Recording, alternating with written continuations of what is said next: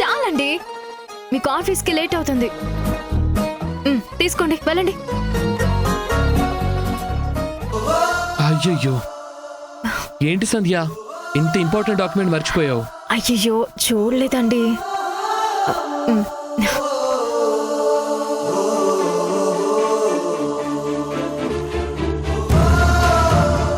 ఈ job application miss అయితే ఎంత ప్రాబ్లం అయ్యేదో తెలుసా? జాబ్ అప్లికేషనా? ఎవరిది? సూర్యది.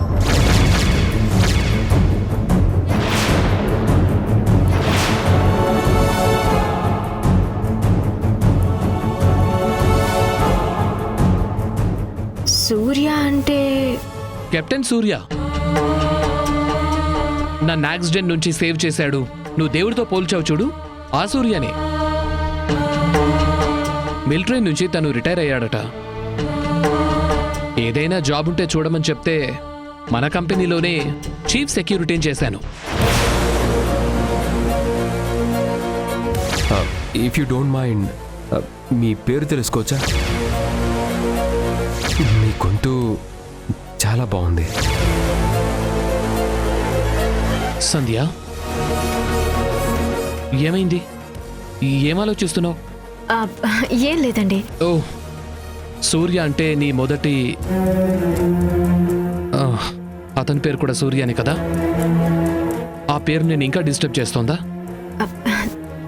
లేదండి, అదేం లేదు. లేకపోతే ఓకే, ఎందుకంటే ఇప్పుడు నువ్వు నా సొంతం. నీకు నేను, నాకు నువ్వు తప్ప మనకి గతాలతో జ్ఞాపకాలతో సంబంధమే లేదు. కొత్తగా మొదలైన మన జీవితంలో ఏ స్వీట్ మెమరీ అయినా సరే నీది నాది ఉండాలే తప్ప మన మధ్యలో ఎవరూ వద్దు సంధ్య. నువ్వే ప్రపంచంగా బతుకుతున్నాను. అలాగే నీ ఆలోచనల్లో, ఊహల్లో నేను మాత్రమే ఉండాలి.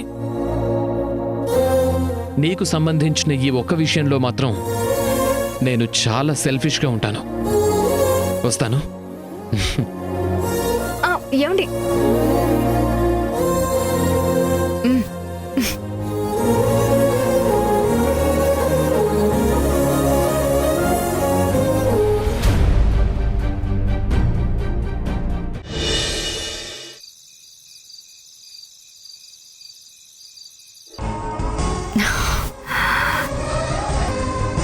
ఎందుకు ఇలా అవుతుంది? కొన్ని రోజులుగా సూర్య ఎందుకు గుర్తొస్తున్నారు? ఎందుకు ఆ ఆలోచన వల్ల డిస్టర్బ్ అవుతున్నాను? సూర్య లేరు అన్న నిజం తెలిసి కూడా నేనెందుకు ఇలా ప్రవర్తిస్తున్నాను? సూర్యతో నా జీవితం ముగిసిపోయింది. ఆకాష్తో కొత్త జీవితం మొదలుపెట్టినా ఇంకా ఆయన జ్ఞాపకాలు ఎందుకు నన్ను వదిలిపెట్టడం లేదు?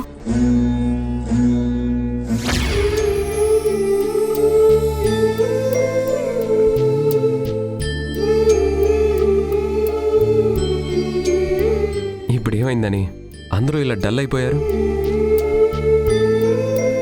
సడన్ గా పాకిస్తాన్తో వార్ స్టార్ట్ అయింది. నన్ను అర్జెంటుగా రమ్మని కాల్ వచ్చింది. ఒక కెప్టెన్గా వెళ్లకుండా ఉండగలనా చెప్పండి? దేశం తరపున యుద్ధం చేయడానికి వెళ్తుంటే వీరగంధం దిద్ది బాజా బాజంత్రీలతో, మేళ తాళాలతో సాగనంపాలి. బాజాలు మేళాలు లేకపోయినా పర్వాలేదు, కానీ మీ కన్నీళ్ళు, బరువెక్కిన గుండెలు నాకెందుకు? అది కాదు నాన్న, 1 మంత్ లీవ్ అని వచ్చావు. పట్టుమని 10 రోజులు కూడా మాతో సంతోషంగా ఉండలేదు. ఇంతలోనే ఫోన్ వచ్చి నువ్వు మళ్ళీ బోర్డర్కు వెళ్తుంటే కొంచెం కష్టంగా ఉందిరా. ఇలా రావడం వెళ్ళడం మాకు అలవాటైనా పాపం సంధ్యని చూడరా.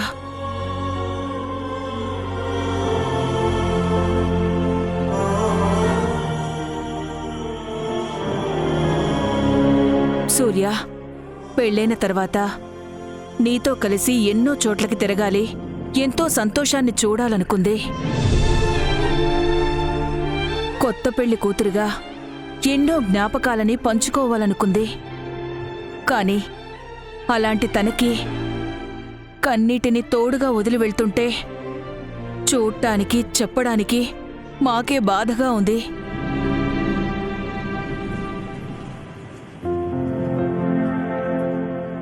ఏంటి సంధ్య, అమ్మ చెప్పేది నిజమా?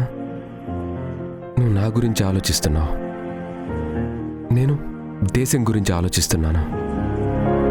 ఇద్దరి ఆలోచన తప్పు కాదు, కానీ నీ ప్రేమ కన్నా నా బాధ్యత గొప్పది సంధ్య. నేను నీ పక్కన లేకపోయినా నా జ్ఞాపకాలు నీతోనే ఉంటాయి. కానీ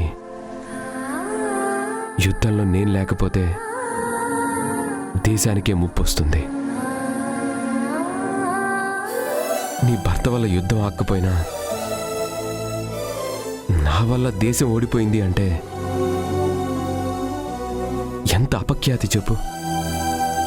బ్రతికున్నన్నాళ్ళు నేను బాధపడుతూనే ఉంటాను. నీ పక్కన నేను లేకపోయినా అమ్మ నాన్న నీతోనే ఉంటారు. వీలున్న ప్రతిసారి వీడియో కాల్ చేస్తాను. దూరం దారులకే తప్ప మన మనసులో కాదు కదా సంధ్య. అయినా ఒక జవాన్ యుద్ధానికి వెళ్తుంటే నవ్వుతూ ఎదురు రావాలి, కానీ ఇలా కన్నీళ్లతో ఏడిపిస్తారా?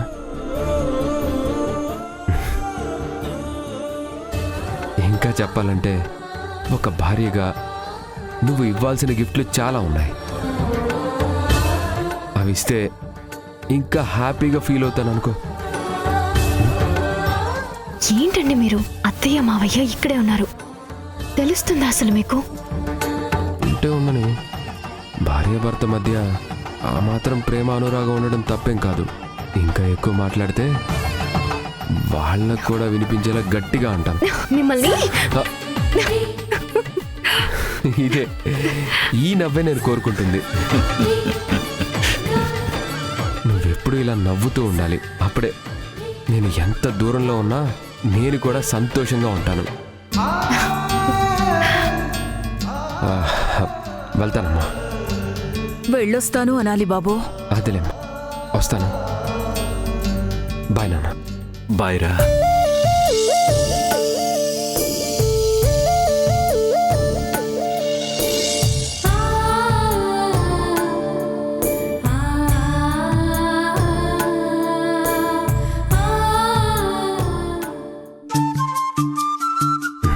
బాయ్ సంధ్య. జాగ్రత్త సంధ్య. మీరు కూడా జాగ్రత్త.